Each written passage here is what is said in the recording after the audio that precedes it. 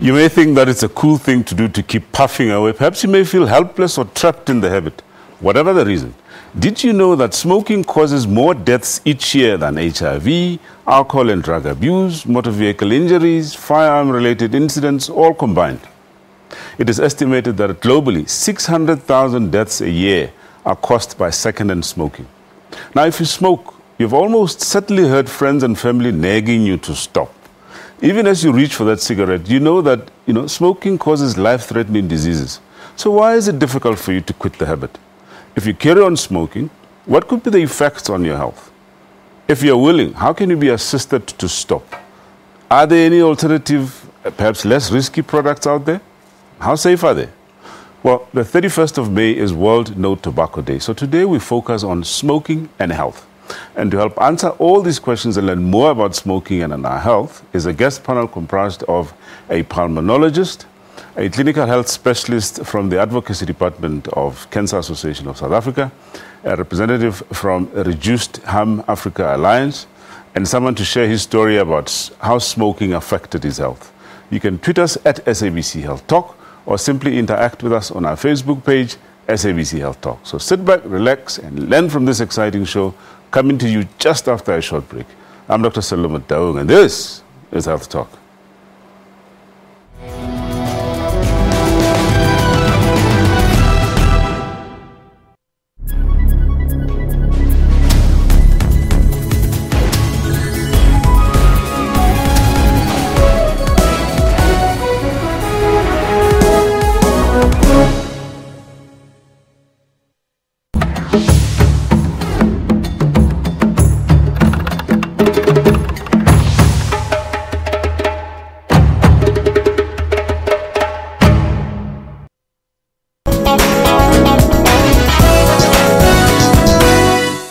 Hindu devotees took a holy dip at Sangam, the confluence of rivers Ganges. People and priests made their way to the banks before the break of dawn. Security arrangements were in place for police forces patrolling on the river banks to ensure smooth functioning of the event. A mobile museum in India's West Mumbai is highlighting the skills and creativity of residents of one of Asia's largest slums. That's what we've been doing here, is creating this platform, and we came here to help it develop and to just build it up.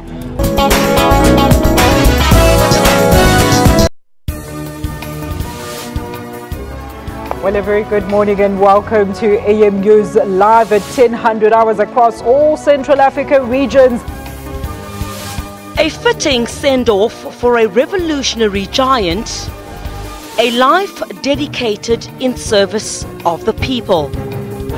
The result means that the Swallows are out of the ABC Municipal League and drop to the amateur fourth tier of South African football, the SAB League. Tune in on AM News every Saturday and Sunday from 10 hours.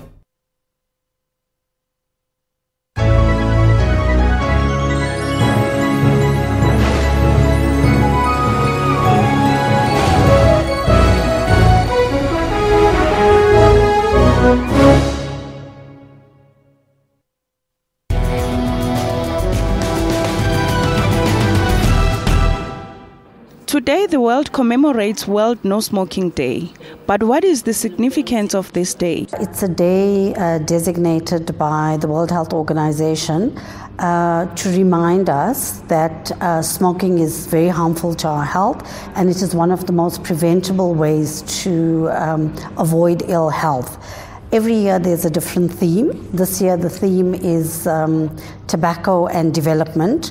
And it's to highlight to people the contribution of smoking to underdevelopment. So, for example, on the personal level, cigarettes cost anything between 32 Rand and 38 Rand a box. And if you spend that kind of money on smoking, then you're not spending it in the home. So if you have 3 boxes a week, you're spending close to 150 or 120 Rand a month, and you could be spending that money on food or clothing or transport for your children or school fees or something like that. And if you multiply that by the number of smokers in a country, then we are losing out a lot of money that is instead going to the tobacco industry. The second place that development is affected by smoking is when you are ill. You don't go to work or you have to go to the doctor. That's a second cost that you are bearing as an individual. And the third cost is that the health system is spending money helping you get better that could have been used for something else. And that's particularly important to us in South Africa, where we have so many competing health needs. Advocacy groups like National Council Against Smoking in South Africa are working towards a world free from devastating health, social, economic, and environmental consequences of tobacco and tobacco use. Cigarettes used to be about 2.50 Rand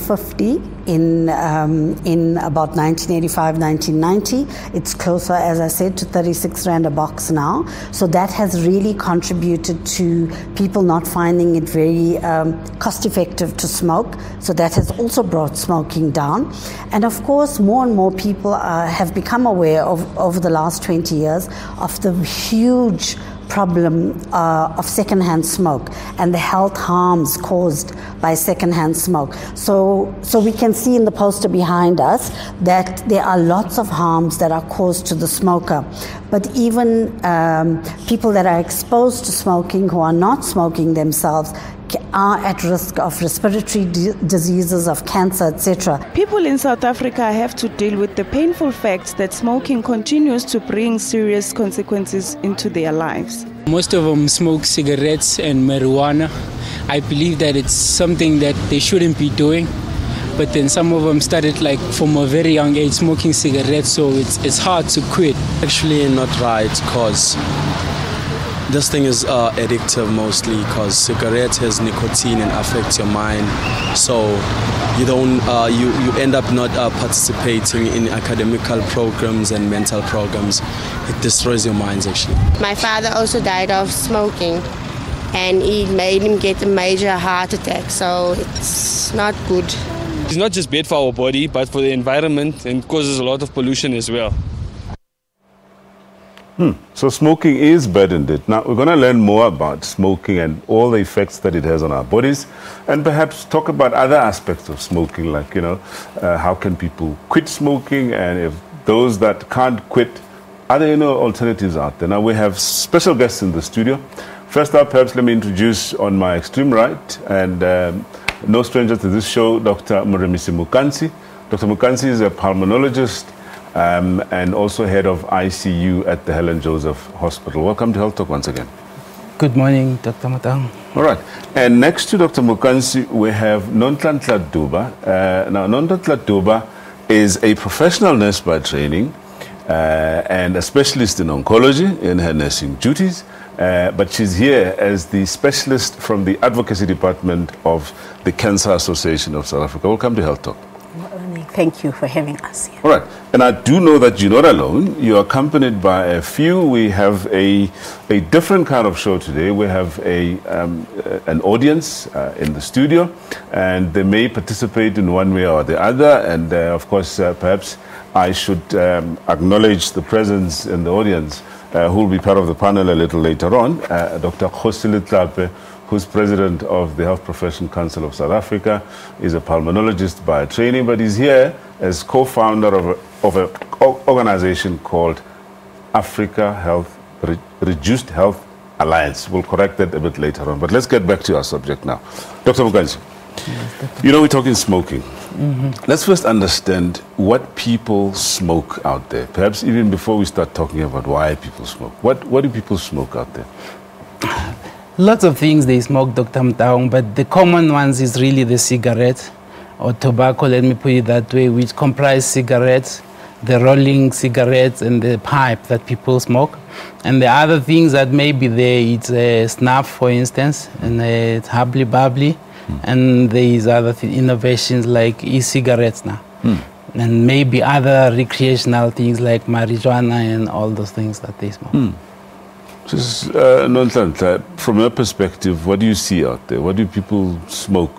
People smoke a lot of cigarettes, as he's just said. Yeah. But also, especially females, you find that they also smoke snuff, which is just as detrimental as the cigarettes because of the constituents that are in the snuff. You say smoke, or do they inhale, or eat it, or smoke it? How do they do it? I think they do it in many ways. Right. Some of them put it in their nose. Yeah. Then some of them put it under the tongue or on the borders of the mouth. Yeah. And then those are the most common ways that people use snuff, you know, which does have effects that are not good for the health of the people. Now, we do know that snuff, you know, some people call it sniff and so on. I mean, used to be something done by the old ladies out in the rural areas. Yes. Are we seeing a lot of that even now in the urban areas? I think it's still there because there are a number of people. It's very common that you see people using snuff in their township. Yeah. And what is said is that it's no longer even old ladies now. It's even younger people in the community, because I've worked a lot in the community, but you find that it's a common thing to share snuff amongst even the young people. Yeah. You know, which is sad, and they don't realize the problems. Talk about young people, Dr. Mukansi. Clearly, we'll get to why we should worry about smoking. But we see younger people getting involved in all sorts of smoking. And perhaps let's talk about gender, other than just the age. Who smokes and who's at risk of smoking, and what do you think is out there that promotes smoking? I think it still stands now that most people are teenage boys. That's where it starts, or even younger. And sometimes, commonly, those that have family members that smoke, and then it goes to friends that smoke, and then obviously the company that they keep. So that should be the common denominator. And these days, even girls, teenage girls and females are also joining in and smoking. So there is an increase amongst female people as well joining in.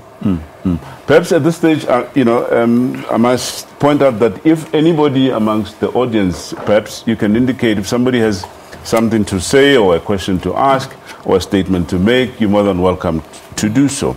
Now, recently, there was legislation that was introduced, banning smoking from public places. Do you think that has had any effect, if any, on the rates of smoking in this country?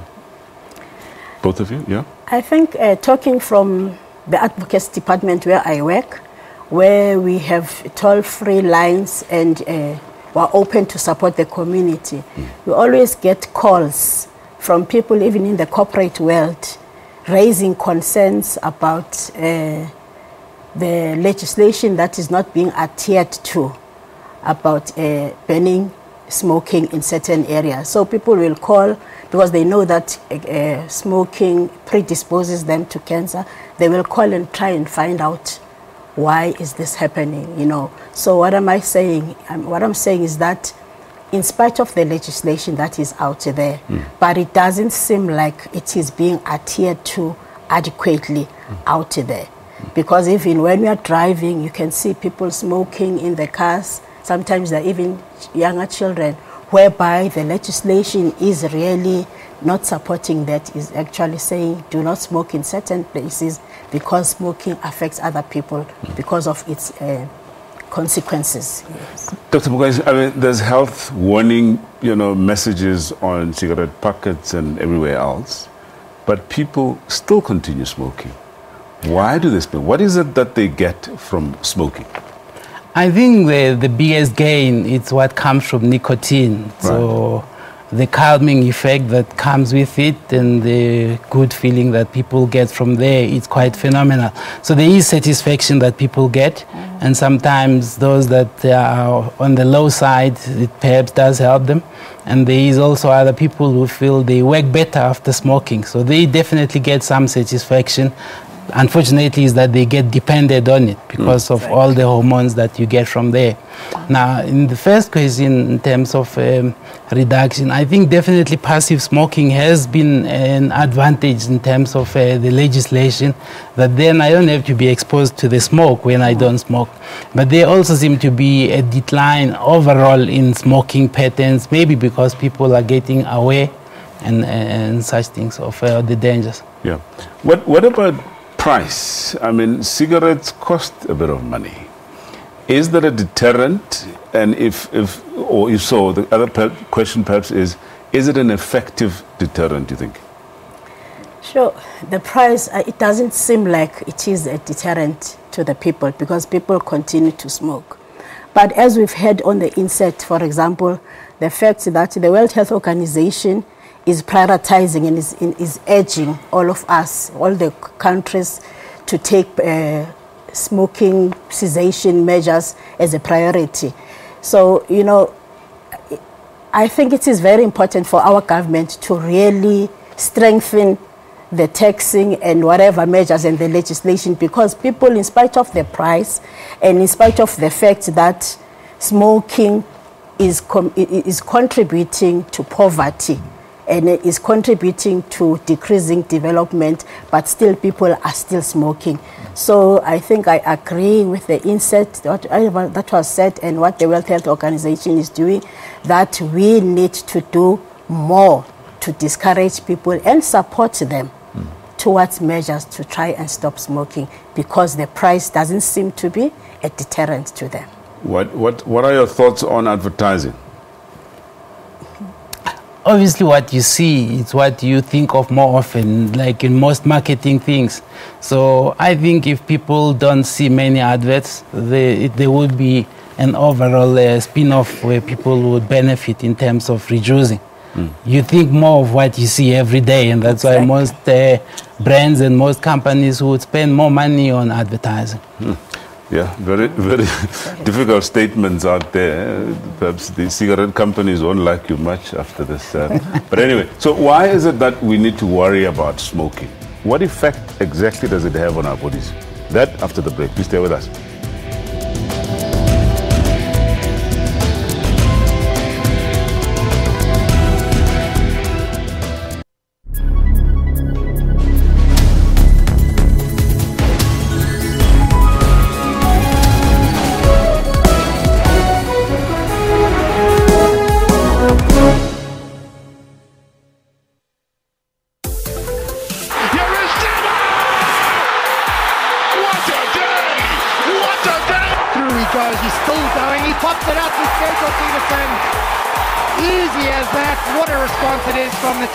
Brilliant score. Imran Tahir produced a superb performance with the ball.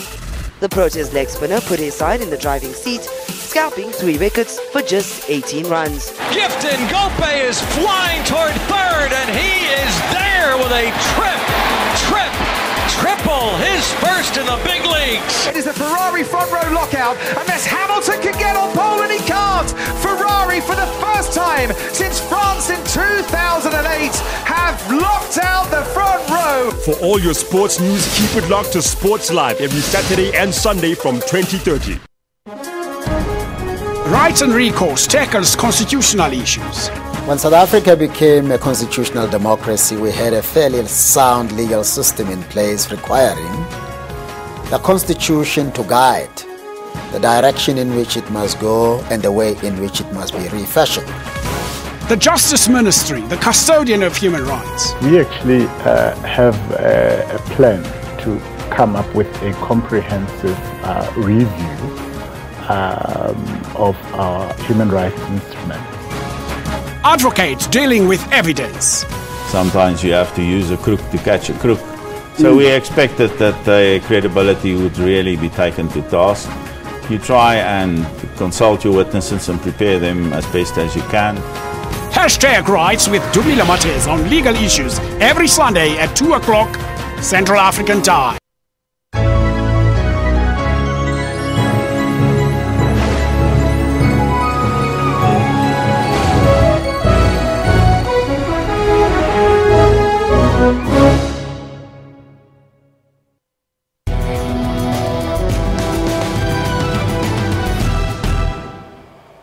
Welcome back. If you just joined us, we're talking smoking and health. And with me in the studio is Dr. Murumisi Mukansi, a pulmonologist and head of ICU at Helen Joseph Hospital. We're now joined by David Mkeva. Now, David is a cancer survivor, an ex-smoker, but now a campaigner for cancer. Welcome to Health Talk, Oh, thanks. Thanks. All right. I'm gonna come back to you just now to hear your story. But first, I want to start with you, Dr. Mukansi. Now, we're saying we're worried about smoking, or in fact, why should we worry about smoking? What effects does it have on our health? Obviously, one is the dependency and the economic burden that comes with the cigarettes that we have touched now. And the medical side of things is that, especially in the respiratory system, you get lots of complications. And I'll start by the most common one is the chronic obstructive airways disease that we know about, and the consequent cancer that can follow that. Now, other things that people talk less about is infections in the lung. Now, just as by the way, is that cigarettes prevent the clearance of the airway. So there is some small hairs that are in the airway that should clear up the dust and the bugs that become dysfunctional when you smoke, and as a result you get prone to pneumonia and tuberculosis, and there may be a detrimental effect as well in people that have got HIV disease, mainly because of the progression and the complications. You also get the cancer in the mouth, so oropharyngeal cancer and that. Let's stay on that a bit. So oropharyngeal cancers in the mouth. You say that it's as a direct result of smoking. Any form of tobacco? Whether it's chewing or smoking, it goes through the same area, so there could be irritation and consequent cancer, So this includes snuff and that sort of thing? Exactly. Let's just stay on the harm part of smoking. All right? What is it that is harmful to health? Is it, just now we spoke about nicotine and the fact that, there's dependence. But is nicotine necessarily harmful to health? Nicotine on its own? While there is those that think it doesn't, yes, it is harmful, but also the other components that come with nicotine, with cigarettes, are harmful. For instance, like acetone, which looks like the stuff that is in the nail polish remover, or acetate that's in the hair dye type of things. So those are some of the components. You have ammonia, you have cyanides. So if ammonia, if I want to give you a picture, it's something that's in the cleaning detergents mainly. That's what makes that get removed easily when you're cleaning things. So those are just by the way, but there is maybe 50 or even more components that you get with smoking. So every time you light the cigarette, you're actually, getting all of these chemicals combined. Exactly. Mr. Mkebo, just tell us your story. You were a smoker, and what happened to you? What I would like to share with you is that I actually started smoking at the age of 22. That is when most of us started smoking. It was just I started smoking as an experiment, and I just hooked up with smoking because what I used to take is on a day was 3 cigarettes. But now, as the time went by, the increase of smoking went on. Right. So 32 years later, I had these symptoms of cancer. But I didn't know that it was cancer as such because they manifested themselves as that I was having flu. That was way back in 2008. So I was coughing, and in my chest there was this sounds of wheezing. And it irritated me. And my voice was gradually getting low to the point that one couldn't hear me when I was speaking. So my friends who used to, when they teasing me, they called me voicemail. They were teasing me that I'm a voicemail. Now, I started taking Panado and Metlemon because I thought it was flu. But 10 days later, I couldn't get the desired result. Actually, the condition was becoming more and more serious. And you decided to go to hospital? Before that, there were some advisors at the Shibins. Yeah, we've got doctors at the Shibins. Yeah, very good ones. Yeah, good doctors at the Shibins. They tell you that, no, you missed Gordon's And what, and then you boil it and then you drink. Then tomorrow when you wake up, your voice will be smooth. Yeah. But I was only getting drunk with no progress. And when you sober up, the symptoms are back. It's still there. The thing that I wanted to get rid of is still there. It's I'm going nowhere. Then I think it was about a month later, that is when I took a trip to Orlando Clinic. And then at the clinic, the assessment there, they told me that I had bronchitis. They gave me medication. They said, if ever this medication, I finish with this medication, then there's nothing that is coming all right with me. Yeah. I must come back to them. Yeah. I took my medication home, but nothing really was. All right. So when were you diagnosed with cancer, and what type of cancer? Yeah, and the point is, it's not the doctor that diagnosed me that I had cancer. Right. 3 months down the line, when I was paying visit to the clinic, on the third month, the third visit, I came across a newspaper which was published in 2002, but we were in 2008. Instinctively, I picked up the newspaper. So I can only interpret that now God was taking over my journey. Right. Because when I got home, there was an article about the tobacco and the dangers of tobacco use. Then when I went through that article, when it told me that the early symptoms, early signs of when cancer caused by tobacco use is bronchitis. So you started learning from there. Let's just have a small break. No, not a break as such, but get some comment from one of the people in the audience. Yeah. Yeah, I just wanted to comment about what Dr. Mukanzi spoke about, the issue of tobacco and nicotine. Right. I mean, we've known since the 80s that smokers are addicted to the nicotine, but are killed by the tar. Killed by the tar? By the tar, yeah. the total aerosol residue. Right. So I think it's important for people to make that distinction. That when you combust the cigarette, you produce up to 10,000 chemicals. And it's those chemicals that are carcinogenic. Right. But they are addicted to the nicotine. So when you extract the nicotine, which is what we do in cessation clinics when we offer people nicotine replacement therapy, either in the form of lozenges, gums, skin patches, or inhalers. Because we know that that's what they are looking for. Right. So nicotine is a stimulant, not different from caffeine, which you find in coffee. Right. So, and that's what people get addicted to. That's where they get the benefits from that chemical substance. Very interesting. Thank you for contribution. And of course, we're going to come back and talk a lot more about some of these things. But let's continue the story of Dr. Mkefa, David Mkefa, yeah? So you went to see you learned about this thing and and then I went back to the clinic. Yes. That's when I told the nurse that, no, nurse, what we are fighting here is not bronchitis as such. I think I'm having cancer. Yeah. She said to me, why, Baba, you say we're having cancer? I said, I've just read a magazine. And then that magazine clearly states that what I'm having are symptoms of early cancer, early warning signs of cancer caused by tobacco. Then she referred me to Paraquanat Hospital for further tests. Right. So you stopped smoking now?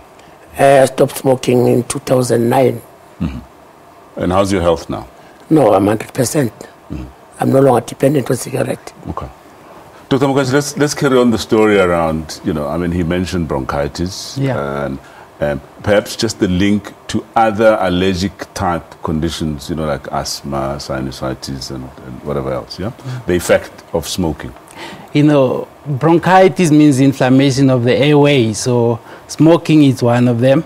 And you can get irritation of the airway when you smoke, and so if you have asthma, that may be a problem. Now, in pregnant females or in the households where people smoke and there's kids, those children are prone to asthma as well as one of the diseases. So asthma, it's a problem, and the end result of both It's chronic airway obstruction, which is what we call COPD, if they are not controlled. So it's a problem. We probably will get a chance as we go on in this program, because we haven't really spoken about cardiovascular diseases like hypertension, heart disease, and so on, and smoking. But because we've run out of time, we'll try and continue that story a little later. Well, Dr. Mkefla, thank you so much for your time. You're welcome. All right, so we're going to go for a short break. When we come back, we now say those that want to quit, how can they be helped to quit the habit? Please stay with us.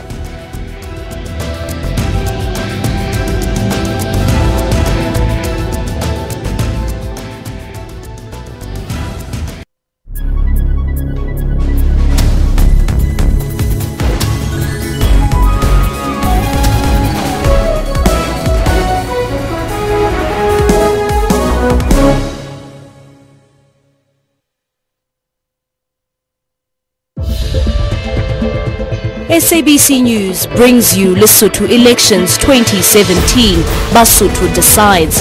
For a comprehensive coverage, watch SABC TV News and tune into SABC radio stations.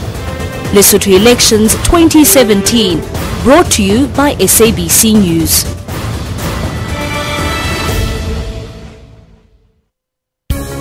The Pan-African Parliament as a legislative body could go a long way in continuing to promote women's rights in all African member states. Moon will be elected president. A decisive win by him will provide much-needed stability in South Korea. The Deputy President and the SADC Oversight Committee have been mandated to convene a multi-stakeholder national dialogue before elections. 5 teams are trapped in the relegation mud. These include Bloemfontein Celtic, 12th on the log, followed by Chipa United, Free State Stars and Baroka, who are second from the bottom, as well as Highlands Park, who have won only 4 matches. We're on point with breaking stories, detailed economy and sport. Tune into Midday Report every Monday to Friday from 12 p.m.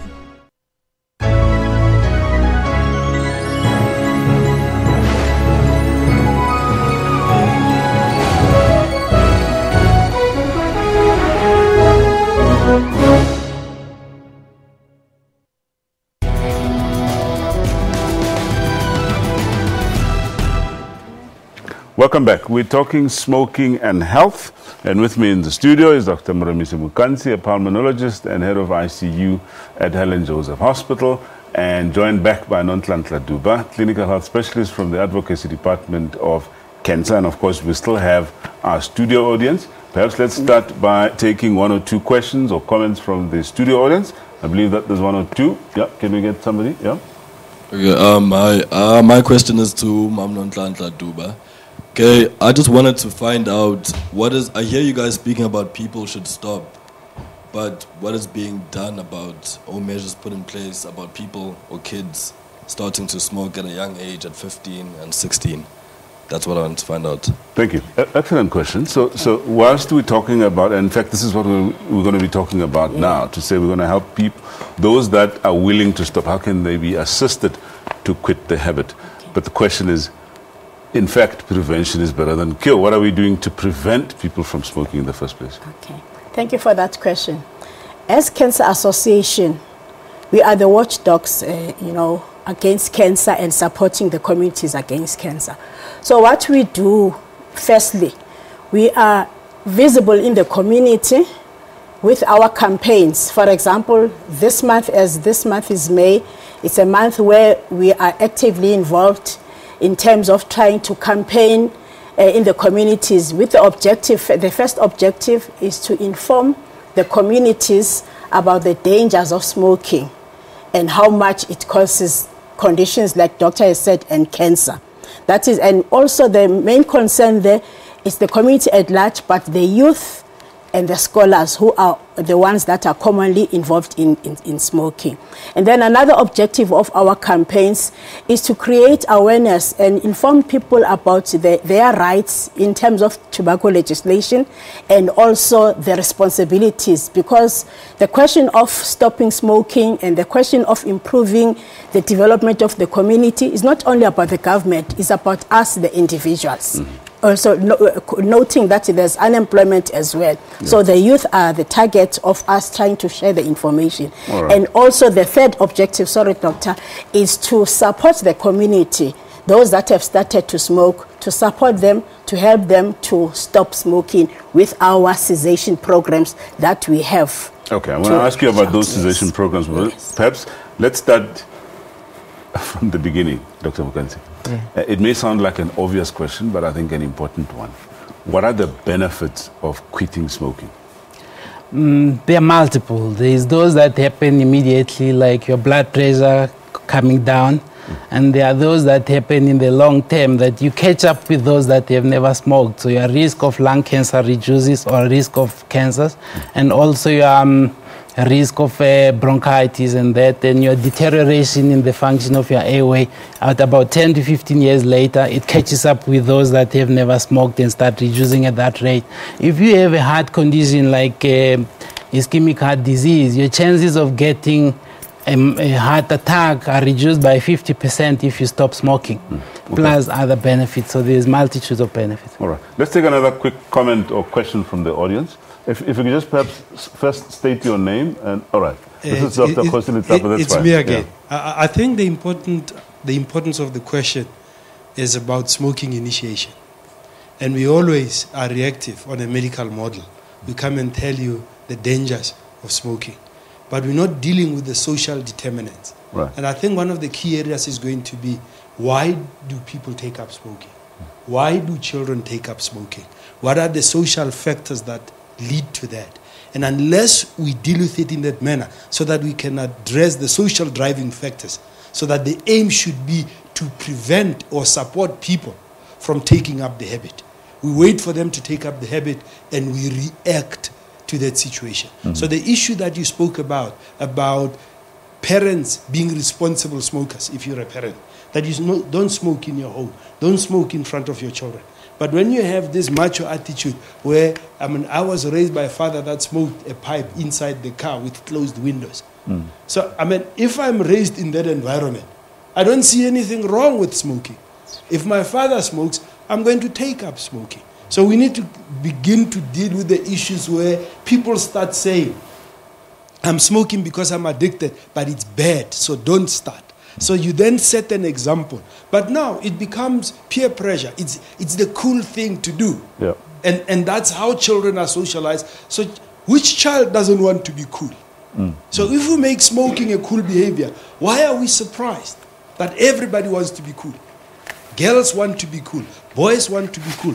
Children want to be cool. So we got to begin to deal with the social determinants if we're going to get on top of this disease. Right. I'm not saying scare tactics are not appropriate and other issues are not appropriate, but we should really get into the mode of prevention and helping people not take up harmful behaviors. And then we're chasing our tails trying to get them to quit. Very true. Prevention always better than cure. So let's then come back to the ones that smoke, all right? We've spread the message and people say, all right, I'll consider quitting. But what is required in order for somebody to get to that point of saying, you know what, I want to quit? In other words, I'm trying to refer to the motivation to quit. What are those things that can aid or help the motivation? I think one is providing information. Right. Of complications and of benefits if you stop smoking. Yes. And of available options to stop smoking, because the prevention we have failed. Now we are at the moment where we need to help. And we also need to, in the information side, we need to make people realize that the person who wants to quit is perhaps the main actor in the whole setup. Mm. They need to set the timetable and a quit plan and how they are going to do it. Mm. And the rest of us are really supporting them. Yes. Mm. Mm. Okay. There's another comment or question from the audience. Yep. Thank you. My name is Elvis Masweta. I'm a heavy smoker, a very, very heavy smoker. Mm-hmm. I smoke about 220s a day, which is 40 cigarettes. And I need help. I know there are so many people there where I stay and my friends as well. They need help. We want to quit smoking, but we cannot. It is very heavy. It's not easy like we are talking now. As I am now standing in front of you, I'm dying inside my head because smoking really is heavy. You can start by doing that thing like a pleasure thing, whatever it is, but now it is no more pleasure, it's heavy. What can you do? What can I do to get help? Very, very good question. Perhaps let's find out from you as cancer. How do you help people? Here's Mr. Maswetsa who says he feels trapped. I mean, he smokes 40 cigarettes a day. He needs help. Thank you for that comment, Mr. Maswetsa. What is important, like Doctor has said, when a person is at the stage of saying, I need help, that is a very good start. Yeah. And then also, he needs to have even people around him that can support him in their home, because the lifestyle in the home is going to be very, very important in terms of helping him to really smoke. Even simple things like removing ashtrays and all that, and doing something different as opposed to starting with smoking in the morning. But as Cancer Association, like in the community, we do have places where they are supported in terms of trying to help them about smoking, in terms of information and all that. But we do also have this program which is called Kick Butt, which is a really systematic, well-organized, supportive program which supports the smoker step by step. Briefly take us through the steps, very briefly, just overall. Yeah? The overall is just that, like there's forms that the person has got to fill, and then the unfortunate thing is that he has to have access to internet. Right. But now in the community, like I'm saying, in the community, like we've got the cancer care centers where they can even support him with that. Then there are forms that he's going to fill, and then there's also consent that he's going to sign in terms of agreeing to be on the program. And then there are questions that he is going to be asked to answer to. And then it's a program that is step by step. If you follow it, if you look at it on the internet, then you can see that in fact there must be commitment that I'm not going to break. Where do people get information about it? Cancer Association has got pamphlets that are distributed, and on the website there's a lot of information that supports people about quitting to smoke. And as I was saying, in the communities, there are care centers that also support them in terms of access to the pamphlets and in terms of the... Have you been able to evaluate the success of the program at all? Yes, there are measures that are in place to evaluate it.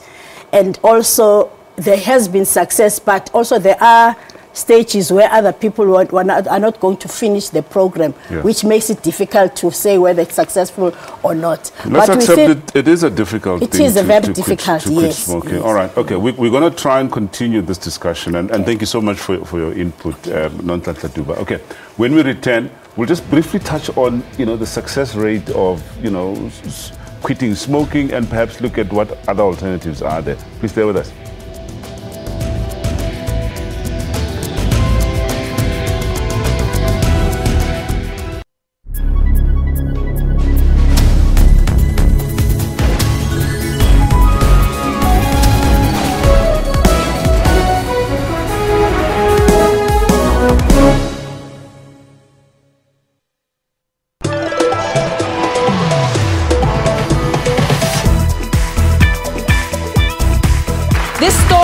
About what happens when we put our differences aside and we come together as a human race.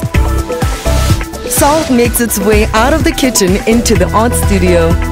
Normally, salt is for food and stuff, but then here's salt. Past couple of months, I've grown so much, and I'm just ready to impart what I've learned to the next Miss South Africa. I wasn't expecting this. It's a once-in-a-lifetime opportunity. I'm feeling so overwhelmed.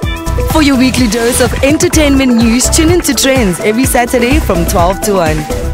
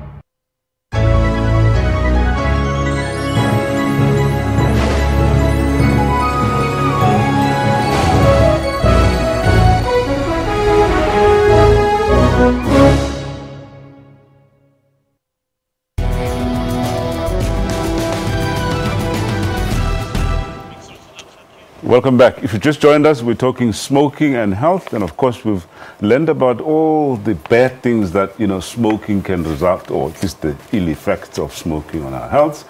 And we spoke a little bit about how to quit, and let's accept quitting can be difficult, but possible. With me in the studio tackling these questions and more is Dr. Moromisi Mukansi, a pulmonologist and head of ICU at the Helen Joseph Hospital. And we're now joined by Dr. Khosi Letlape. Dr. Letlape, as I said, is an ophthalmologist by training, and he's in private practice. And of course, he's head of the Health Professions Council of South Africa. But he's here as co-founder of Africa Health Harm Reduction Alliance. I'm never going to say this right. No, you get it right. It's okay. Welcome to Health Talk. It's less difficult than quitting smoking. But you will get it right. All right. Well, talk about quitting is less difficult. I think the success rate of quitting. Well, if you come from what the last member of the audience said, what about those that can't quit?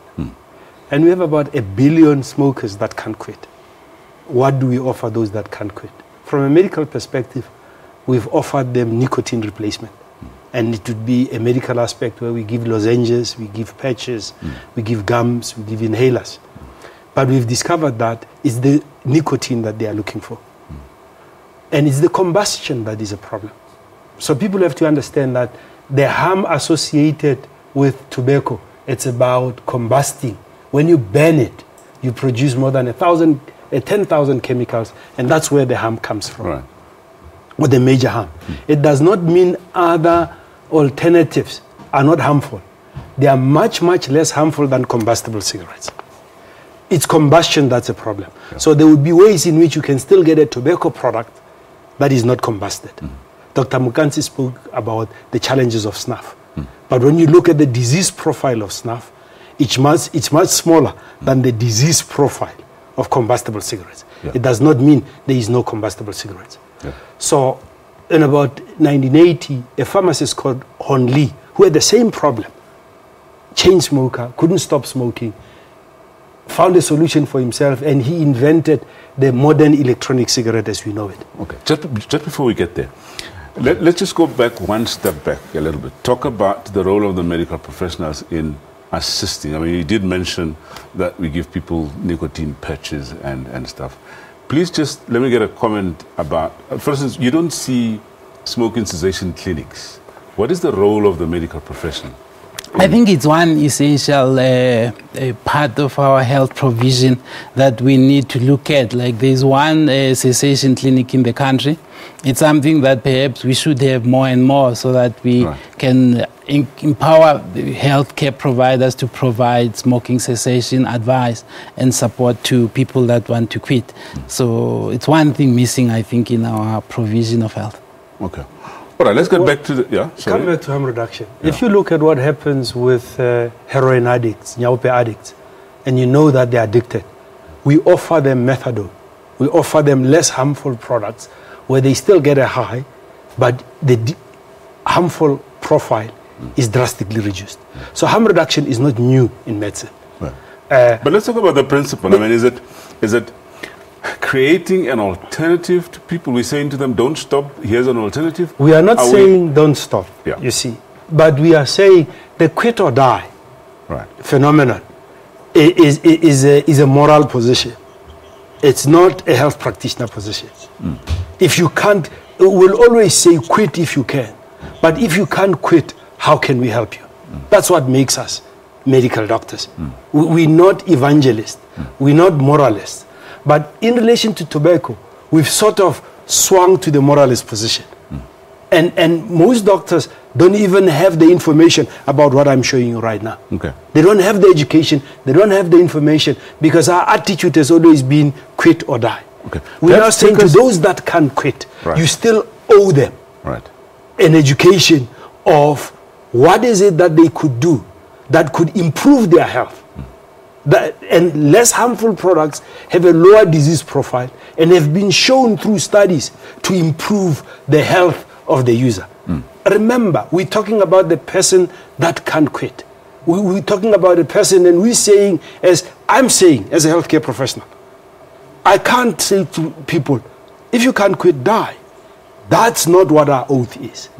And our oath is to educate ourselves into how people can reduce harm. Okay, Dr. Zep, before we run out of time, take us through each of these then. Well, I'll take you through.